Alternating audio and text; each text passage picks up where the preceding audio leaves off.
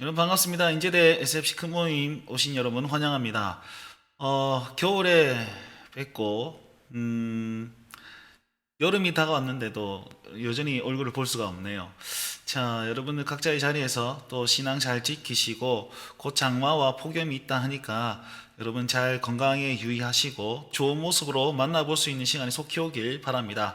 우리 각자의 자리에서 우리의 비전과 소망인 SFC 강령을 함께 외치고 큰 모임 말씀 들어가도록 하겠습니다. 오른손을 들고 함께 강령 지창하도록 하겠습니다. SFC 강령, 우리는 전통적 웨스트민스터 신앙 고백서 및 대속열의 문답을 우리의 신조로 한다.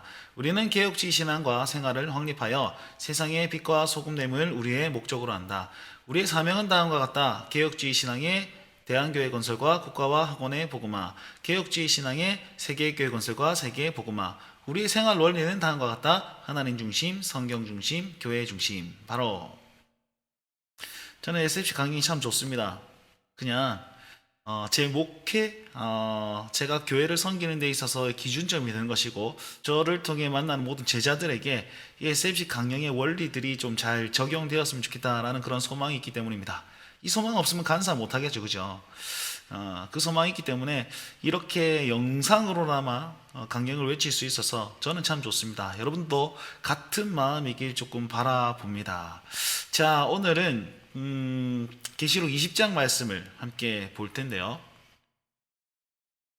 지난주부터 계시록 끝까지는 이제 진짜 승리와 소망의 이야기들로 가득 차 있습니다. 원수들이 하나님의 심판을 받고 나가 떨어집니다. 그죠? 머리 뿔 몇 개 달린 그 바다 짐승과 그 다음에 땅 짐승들이 심판을 받아서 떨어집니다. 오늘은 어떤 사람들이 또 그 심판을 받게 되냐면 바다 짐승과 땅 짐승의 대장이 있었죠. 바로 용입니다. 용. 사탄입니다. 사탄이 결국에는 심판을 받고 영원한 불못으로 떨어지는 것을 볼 것이고, 또한 그들을 쫓았던 모든 거짓 선지자들도 지옥불에 떨어집니다. 불못에 떨어집니다. 근데 한 부류가 더 이제 심판을 받게 되는데, 그것이 누구냐면 자기 행위대로 마음대로 행동했던 불신자들 역시 이제 그곳으로 떨어짐을 보게 될 겁니다. 신자들은 어떻게 하고 있을까요? 신자들은요, 죽었음에도 불구하고 왕노릇하고 있는 모습을 20장에서 확인할 수 있습니다. 자, 그것을 기억하면서 아이고 어떡하노, 정마들 다 죽겠네, 막 이런 안쓰러움, 그것뿐만 아니라 나를 이렇게 대하시고 역사하시고 함께 해주시는 하나님을 기억하시면서 오늘의 소망을 누리며 살 수 있는 우리 큰 모임이 되었으면 좋겠습니다. 자, 오늘도 우리 영상을 함께 보면서 내용을 한번 설명해 드리도록 하겠습니다. 오늘의 말씀 제목은 살아서 더불어 왕노릇하리로다 라는 제목으로 정해 보았습니다. 살아서라는 것은 20장의 핵심 키워드입니다. 그리고 더불어서 왕노릇한다라는 것은 우리의 힘으로 아니고 예수 그리스도와 그리고 그 성부 하나님과 더불어 우리가 왕노릇하게 됨을 나타내는 것이기 때문에 핵심 단어임을 기억하시면서 내용을 좀 보았으면 좋겠습니다. 20장 1절에 보면 내가 봄에 천사가 무저갱의 열쇠와 큰 쇠사슬을 가지고 짜자잔 나타납니다. 자, 이 천사가 나타나는데요, 이 천사는 누구일까요? 네, 누누이 말했지만 이건 천사 기독론이라고 합니다. 천사의 모습을 한 예수님을 말합니다. 보십시오. 어떤 천사가 사탄을 잡을 수 있겠습니까? 사탄을 제압할 수 있는 천사가 있다면 그건 천사가 아니라 예수님과 동등한 위치에 있는 어떤 그런 존재가 되겠죠. 그렇기 때문에 천사일 수가 없습니다. 바로 천사의 모습을 한 예수님입니다. 성자 예수님이 이제는 때가 되었기 때문에 저 허리에 찬 열쇠와 그 다음에 쇠사슬을 딱 들고 딱 섰습니다. 이건 뭘 의미하냐면 예수님의 주권을 상징합니다. 예수님의 주권을 딱 가지고 승리의 그런 어떤 힘을 가지고 이제 사탄을 잡으러 가는 거죠. 9장 1절에 보면 사탄이요, 무저갱의 열쇠를 그냥 한번 잠시 얻었던 적도 있습니다. 그래가지고 자기가 그 열쇠를 가지고 우리 신자들을 핍박했지 않습니까? 교회들을 박해했단 말이에요. 근데 이제는 그 주권을 빼앗기고 진정한 승리자인 예수 그리스도가 그걸 딱 들고 있으면서 무저갱의 열쇠를 딱 받아서 글로 쳐넣기 위해서 나타나신 것입니다. 무저갱은 그 무엇입니까? 사탄의 처소이자 사탄이 갇힐 감옥입니다. 그리고 무저갱, 그냥 원뜻은요, 바닥이 없는 곳, 뭐 깊은 곳 이런 뜻이거든요. 이 감옥에 집어넣는데 몇 년 동안 결박합니까? 1000년 동안 결박한다 라고 말씀하고 있습니다. 20장 3절에 보시면 무정에게 던져놓고 잠그고 임봉하는데 1000년이 차도록 만국을 미혹하지 못하게 하였는데 그 후에는 잠깐 노일이라, 이런 애매한 말씀을 하십니다. 아니, 잡아서 던져놓고 무조갱에 집어넣었으면 그냥 끝낼 것이지 왜 또 한동안 놓이게 만드시는 것일까요? 그리고 1000년은 무엇을 의미하는 것이고 만국을 미혹하지 못하게 하는 것은 또 어떤 의미일까요? 요거를 살펴봅시다. 일단은 1000년이라는 것은 그냥 우리가 1000년을 얘기하는 건 아닙니다. 만약에 실제 1000년을 얘기하는 것이었으면 요때부터 만약에 로마 60년대부터 1000년이었으면 1060년까지 이렇게 숫자를 셀 수 있었지 않겠습니까? 지금부터 따지면 3020년 정도에 우리 예수님이 다시 나타나실 것이다. 아니면 3020년 정도에 무저갱에 들어가 있던 저 용이 다시 나타날 것이다. 요렇게 사람들이 추측하지 않겠습니까? 그런데 하나님은 시와 때는 아무도 알 수 없다라는 것입니다. 그래서 이 1000년이라는 것은 무엇이냐면 예수님의 초림부터 시작해서 재림의 그 기간까지를 가리켜서 1000년이다라고 얘기를 합니다. 1000은 어떤 숫자입니까? 10 곱하기 10 곱하기 10이잖아요. 그러니까 완전수 곱하기 완전수 곱하기 완전수입니다. 그래서 완전한 날을 의미하는데 어떤 완전한 날이냐면 예수님께서 통치하시는, 왕으로 통치하시는 완전한 날. 그게 언제입니까? 바로 예수님이 이 땅에 오시고 그 다음에 부활 승천하시면서 다 이루셨고 그리고 다시 오실 그때에 완전히 이루실 것이니까 그때의 기간에 예수님께서 통치 기간이다 라고 생각하시면 되는 것입니다. 자, 그렇다면 이 1000년이 지난 후에 잠깐 노일이라, 이건 무슨 말씀입니까? 요거는요, 예수님이 재림 딱 하고 나서 1000년 이후잖아요, 그죠? 그러면 그때 뭔가 할 것이다, 이런 의미가 아닙니다. 앞서 말씀드린 1000년은 상징적인 숫자이고, 그리고 1000년은 예수 그리스도가 통치하시는 그 기간인데 1000년 후라는 말은 1000년 안에라는 뜻을 더 많이 가지고 있습니다. 그렇기 때문에 예수님께서 1000년 동안 이 기간 동안에 복음이 흘러가고 그리고 교회가 세워져 나가고 이런 것들이 있는데 이때에도 저기 봉인되었던 용이 나타나가지고 이 복음 활동을 위협하는 것이다 라는 것입니다. 그러면 알고 계신데 그냥 싹 잡아서 못하도록 막으시지 왜 그냥 내려놓았습니까? 이게 하나님 뜻이기 때문이죠. 우리 그런데 토달 수 없습니다. 하나님의 경륜 속에서 사탄의 활동이 있을 것이다. 그래서 이 사탄의 활동, 이 핍박도 하나님께서 모두 다 알고 계신 주의 뜻이구나 라고 받아들여야 되지 하나님 앞에 따지고 듣건 아니란 말이죠. 자, 1000년 후에 잠깐 노일이라를 제가 앞서 설명을 했는데 좀 이해 잘 안 되실 겁니다. 묶였는데 어떻게 또 영향을 미치고 합니까? 자, 이거 하나만 기억하십시오. 1000년 후에 어떤 기간이 딱 끝난 후에 저 용이 딱 나타나가지고 어마무시한 전쟁을 일으킬 것이다. 아니면 화산 폭발이 일어날 것이다. 운석이 떨어질 것이다. 아니면 저기 와가지고 성도를 그냥 강하게 핍박하고 어떤 대적자들이 일어날 것이다. 자, 그럴 수도 있지만 그런 어떤 새로운 사건이 일어난다는 것보다도 그럼 지금도 복음은 위협받고 있지 않습니까? 코로나로 인해서 예배를 드리지 못한다거나 아니면 악한 질병들이 나타나거나 아니면 천재지변이 있거나 여러 가지 일들로 말미암아서 복음이 위협받는 그것들, 그 모든 것들을 가리켜서 지금 잠시 놓여진 저 용들의 그 활동이다라고 생각하시면 됩니다. 그러니까 어떤 그 악한 세력들이 나타나가지고 이런 커다란 사건을 바라보면서 미래를 예견하면서 그렇게 살지 말라는 것을 얘기하고 있습니다. 여러분 유혹되지 마십시오. 여기 보면 만국을 미혹하게 한다 그랬죠. 만국을 미혹하지 못한다는 것은 예수님을 통한 복음의 확장과 교회의 성장을 막지 못한다는 의미를 가지고 있습니다. 그러니까 보십시오. 지금 1000년이죠. 지금 예수님께서 통치하고 계십니다. 예수 그리스도의 죽으심과 부활하심과 승천하심이 교회를 통해서 지금 이어져 가고 있습니다. 그런데도 불구하고, 이어져 가고 있음에도 불구하고 계속 사탄의 전략 때문에 복음이 막히는 일들이 나타나고 있죠. 그죠? 그럼에도 불구하고 지금 어떻습니까? 코로나가 우리 예배를 막았습니까? 못 막았습니다. 지금 뭐 주춤하긴 했어도 그래도 그럼에도 불구하고 예배자들이 아예 없어지진 않았단 말이에요. 그것이 지금 미혹하지 못하는 천년 왕국의 모습을 보여주고 있는 것 아닙니까?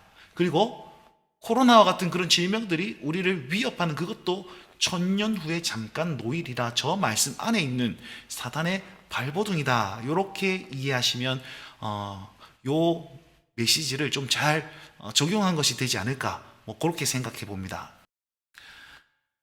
20장 7절에서 9절에는 천년이 참에 사탄이 그 옥에서 놓여서 이제 또 발악하는 것을 보게 됩니다.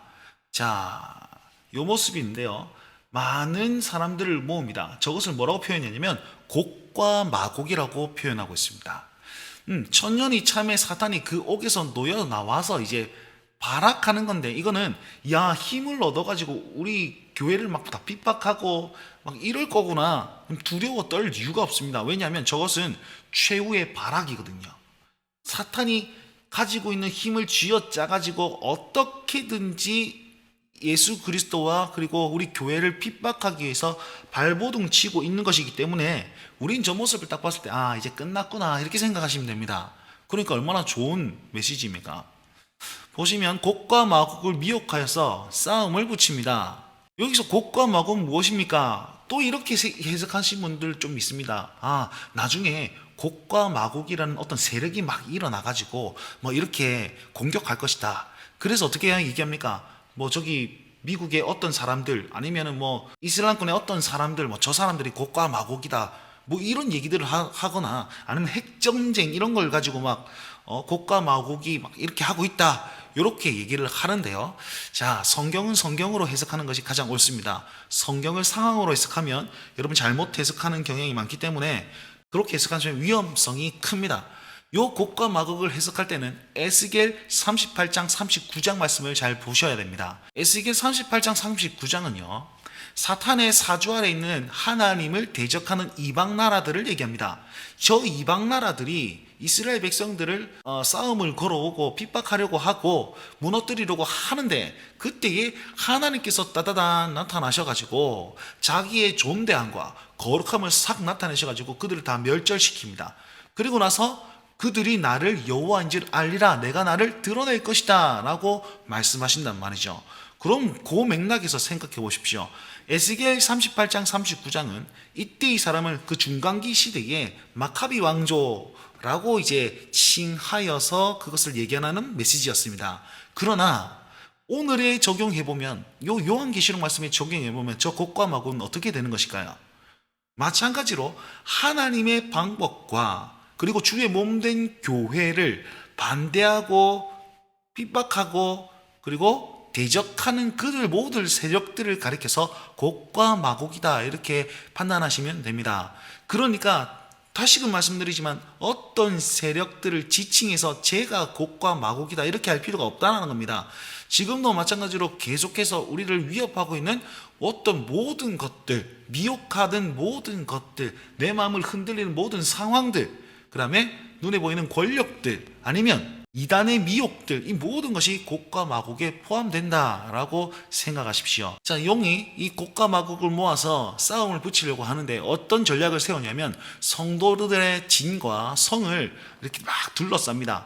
둘러싸가지고 이제 꼼짝 못하게 만드는 거죠. 그러면 성도들의 진은 무엇이며 이 성은 무엇입니까? 바로 새 예루살렘. 요한계시록에 표현하면 14만 4천 명, 혹은 예수 그리스도로 말미암아 이렇게 인침받은 하나님의 사람들, 혹은 인내를 견딘 주의 백성들, 새롭게 세워진 교회들, 저와 여러분들을 바로 성도들의 진 그리고 성이라고 얘기하고 있습니다. 이 성은요 그 당시 그 교회만 얘기하는 겁니까? 요한 당시의 교회만 얘기하는 것 아닙니다. 그때의 교회를 포함하고 지금 우리가 다니고 있는 이 교회들을 포함하며 또한 미래의 미래에 예수 그리스도 다시 오실 때에 상 주실 그 모든 교회들을 다 포함하는 교회들을 가르쳐서 성도들의 진과 성이다라고 얘기했습니다. 자, 우리의 교회를 그들이 다 포위합니다. 어마무시한 숫자로 포위하는데 여러분 끄떡없습니다. 그런 거에 쫄지 마십시오. 왜냐하면 전쟁은 일어나지 않습니다. 이유가 뭐냐면 이미 예수 그리스도께서 사탄을 이겼기 때문에 저 용을 이겼고 바다 짐승을 쳐넣었으며 땅 짐승을 쳐넣었습니다. 이제 끝났습니다. 그래서 20장에는요 전쟁이 일어나기 전에 이제 하나님 먼저 선수 치는 거예요. 불을 내려서 다 태워버립니다. 싸움을 시작도 못하고 이 인마들은 다 굽힙니다. 끝나버립니다. 이것을 기억하시면 좋겠습니다. 지금 천년왕국을 살아가고 있습니다. 우리가 지금. 그런데 이때에 복음은 계속해서 나아갈 것이며 저 사탄이 발악을 해도 우리는 무너지지 않습니다. 우리는 무너지지 않고 하나님께서 먼저 선수 치셔서 저들을 없애버리고 교회를 지키실 것이다. 요 메시지를 기억하십시오. 요 메시지를 기억하시면서 나는 무너지지 않는다. 그리고 우리 교회는 무너지지 않는다. 왜요? 예수 그리스도가 머리 대신 그리스도의 몸이니까요. 하나님의 집이니까. 성령의 전이니까. 그러니까 우리 교회를 이렇게 생각하십시다. 아무리 용이 발악해도 무너뜨릴 수 없는 곳, 그 다음에 하나님께서 강권적으로 지키시는 곳, 그것이 바로 나고 여러분이며 내가 섬기는 교회입니다. 자, 10절 말씀에 보시면 또 그들을 미혹하는 마귀가 불과 유황못에 던져집니다. 자, 아까 전에 그 곡과 마곡이 불로 다 태워졌지 않습니까? 이제는 그를 주도했던 요 용이 하나님의 심판을 받고 불과 유황의 못으로 던져집니다. 그런데 거기가 어디냐면 18장인가요? 그 여기 바다 짐승, 그 다음에 땅 짐승이 그 떨어졌던 그곳 있지요. 그곳에 용도 같이 떨어진다라고 얘기합니다. 자, 이 말씀 보시면 거기는 그 짐승과 거짓 선지자도 있어서 세세토록 밤낮 괴로움을 받으리라 라고 얘기합니다. 자, 짐승과 거짓 선지자도라고 얘기하면서 짐승과 거짓 선지자를 같이 동급으로 취급합니다. 자, 이 메시지를 요한 당시 교회가 딱 들었으면 어떤 마음이 들까요? 와, 우리를 미혹하고 있는 저 거짓 선지자들, 불신 유대인들, 하나님께서 사탄과 짐승과 마귀와 동일시 여기는구나. 저 마들은 죽어 마땅할 자이구나. 여러분, 그러면 아무리 힘을 가진 그들의 두려워 떨 수 있겠습니까? 아니죠. 어차피 죽을 목숨들, 아이고 저거 어떡해, 이렇게 하면서 위로를 전달하게 되는 겁니다. 그리고 그 당시 사람에게만 위로를 전달하는 것뿐만 아니라 지금도 우리에게 적용할 수 있을 거 아닙니까? 마귀들의 그런 어떤 세력들, 우리를 미혹하고 우리를 유혹하는 그 모든 것들, 이단들, 아니면 세계관들, 가치관들, 이데올로기, 그 모든 것들을 가지고 우리가 적용할 수 있는 겁니다. 그리고 미래의 재림 직후에 그런 사탄의 멸망도 적용할 수 있는 것이니까 확장해서 이 메시지를 적용하는데, 자, 이걸로 기억하십시오. 결국엔 이 모든 세력들은 예수 그리스도의 발 아래 무릎 꿇게 될 것이다. 창세기 3장 15절 기억하십니까? 뱀은 여자의 후손의 발꿈치를 물 것이고 여자의 후손은 뱀의 머리를 밟을 것이다. 이 메시지가 이렇게 나타나게 됨을 꼭 기억하시고 또 우리 삶에도 나타나게 됨을 기억하시면서 여러분 담대히 살아가시면 좋겠습니다. 자, 원수들은 이렇게 심판을 받게 됩니다. 최후의 발악이죠. 그러면 신자들은 이때 무엇하고 있을까요? 말씀해 보니까 보좌를 보여줍니다. 내가 보좌를 보니 라고 하면서 4절 말씀에, 그리고 11절 말씀에 또 내가 크고 흰 보좌와 그 위에 앉으신 이를 보았다 라고 얘기합니다.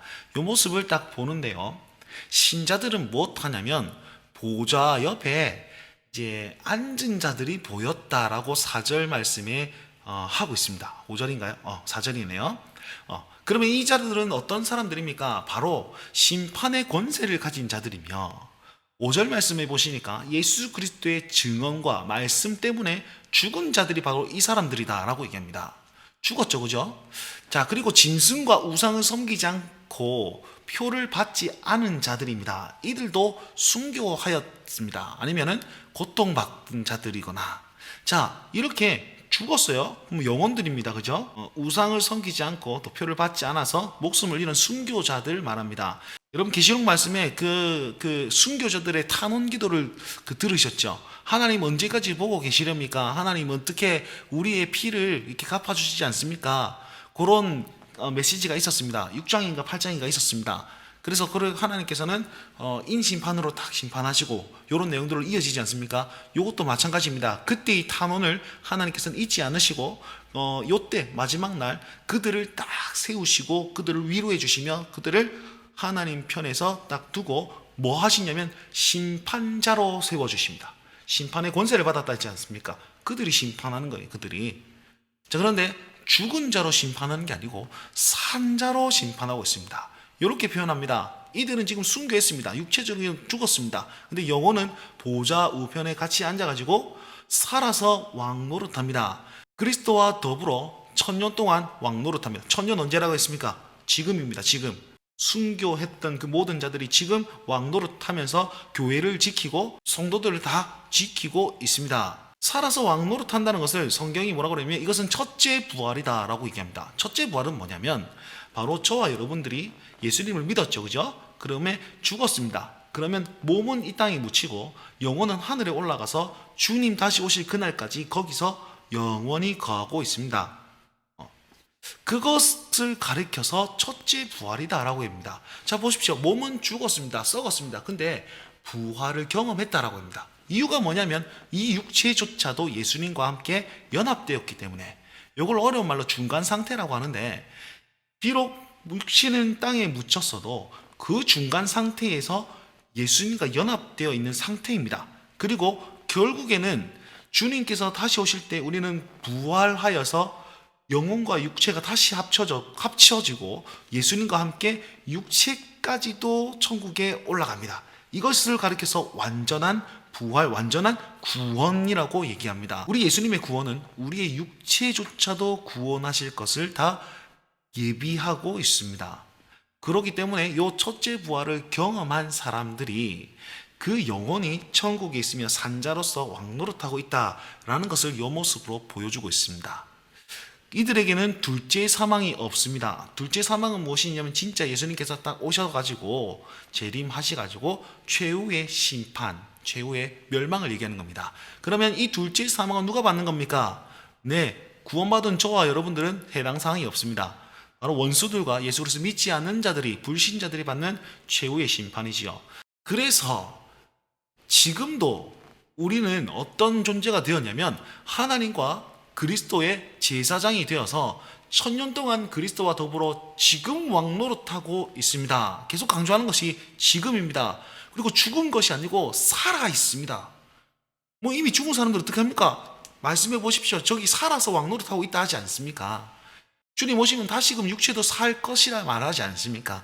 그래서 첫째 부활에 참여한 자는 복이 있도다라고 얘기하면서 이 땅에서 예수 그리스도를 포기하지 말고 살라고 다시금 권면하고 있습니다. 자, 첫째 부활은 하늘에 있는 것이고 육체는 죽었으나 영혼은 저 보좌 옆에 살아있고 왕노릇하고 있다는 사실을 계속 말하고 있으면 제가 거듭 강조해서 말하고 있습니다. 우리의 존재는 이런 존재입니다. 죽어도 산자로서 왕노릇할 자가 바로 우리입니다.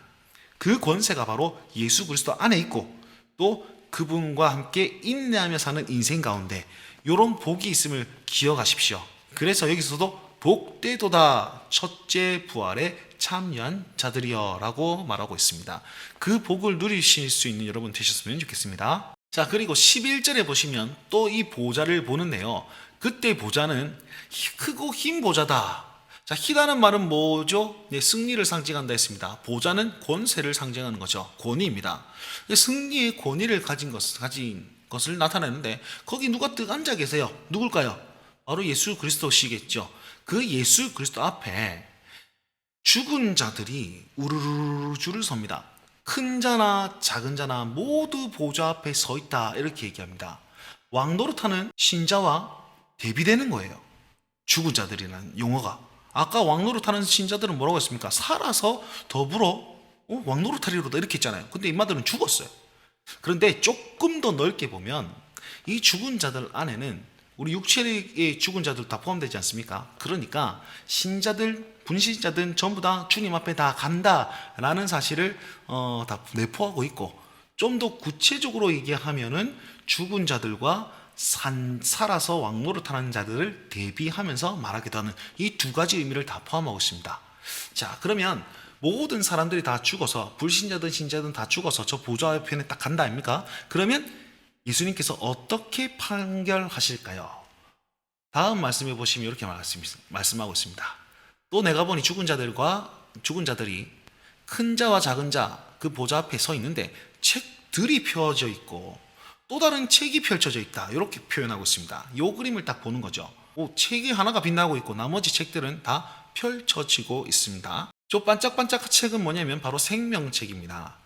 20장 12절에 보시면 책을 두 부류로 나눌 수 있습니다. 책들이 펴져 있고 되어 있고 또 다른 책이 펴졌다. 책들은 복수고 책은 단수입니다. 단수인 저 책은 바로 생명책이죠. 생명책에는 누가 기록되어 있습니까? 바로 살아서 왕노릇하는 그 예수 그리스도와 함께하는 그 신자들 14만 4천 명 교회의 이름들이 여기 다 쓰여져 있습니다. 그래서 아까 전에 죽은 자들 중에 신자도 있다고 그랬잖아요. 신자들이 딱 그 앞에 딱 서면 저 생명책을 딱 보고 이름 있는지 없는지 확인한다는 거죠. 너는 이름 있네? 너는 내 사람이구나. 너는 그리스도와 접붙임바 되었고 보혈의 피로 거룩하게 된 자이구나. 오케이, 패스. 그러면은 나머지 사람들, 죽은 자들은 어떻게 됩니까? 큰 자든 작은 자든 아무 상관없이 동일하게 저 펴진 책들을 가지고 판단합니다. 저 펴진 책에는 뭐가 기록되어 있냐면 자기 행위들이 다 기록되어 있습니다. 어떤 행위입니까? 살아생전에 저질렀던 모든 행위들을 다 기록된 책들을 가지고 그것을 가지고 판단합니다. 그런데 우리는 죄 없습니까? 예수 그리스도에 연합된 주의 백성들, 구원받은 주의 백성들과 죄를 안 짓습니까? 물론 니나 내나 똑같은 거 아니겠습니까? 그죠? 그럼에도 불구하고 예수 그리스도의 보혈로 말미암아 싹 지워져서 생명책에 옮겼으니까 저 책들을 펼쳐볼 필요가 없는 거예요. 그런데 그들은 예수 그리스도를 영접하지 못했으니까 그 책을 그대로 가져와 가지고 이게 판가름하신다, 이런 뜻입니다. 자, 얼마나 은혜입니까 이게? 그죠? 불신자들은 자기의 모든 행위들을 판단하여서 너 왜 이런 죄를 지었느냐라고 얘기하면서 그것을 가지고 판단하여 둘째 사망에 이르게 합니다. 그 행위대로 심판한다라고 얘기하고 있습니다. 그런데 요 20장에 보면 이상한 구절이 있습니다. 뭐냐면 바다가 죽은 자들을 내어주고 사망과 음부가 죽은 자들을 내어준다, 이런 말이 있습니다. 바다와 사망과 음부는 뭐냐면 어쨌든 지금 불신자들이 죽었잖아요. 그죠? 그러면 어느 공간에, 지옥이라는 공간에 지금 고통받고 있을 것 아닙니까? 그런데 예수 그리스도가 다시 오시면 거기에서 부활하여서 다시금 심판하여서 둘째 사망에 이르게 한다라는 것이 이 내용이거든요.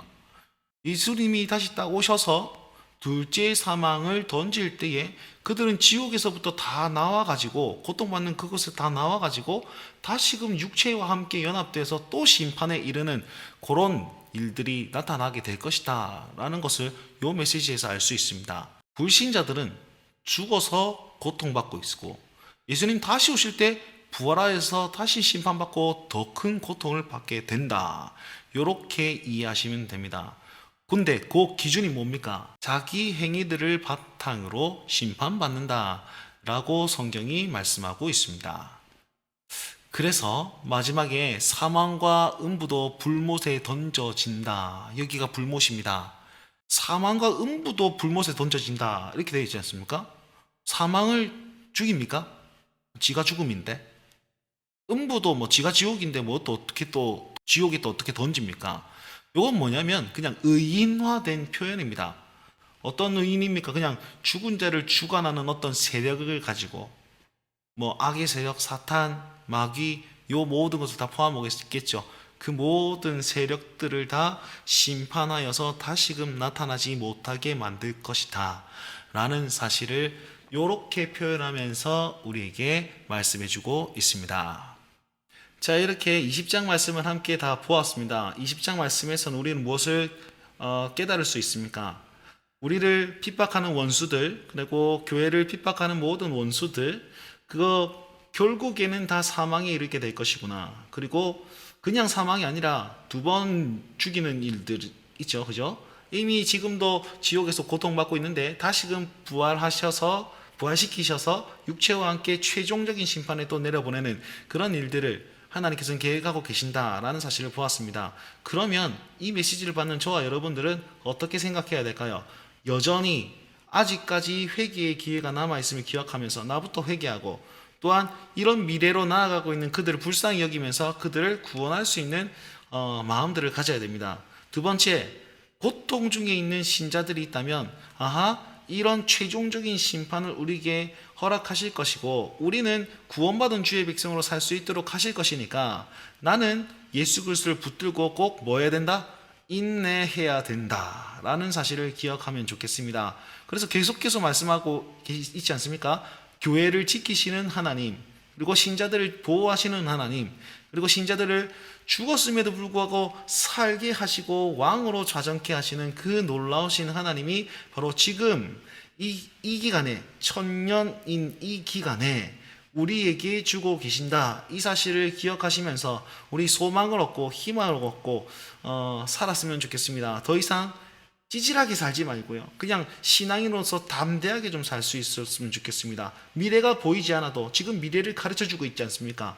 그러면 그 미래를 기억하시면서 나의 우울한 미래보다 하나님의 완벽한 미래를 기억하면서 오늘을 승리하고 견딜 수 있는 하나님의 사람들이 되시길 바랍니다.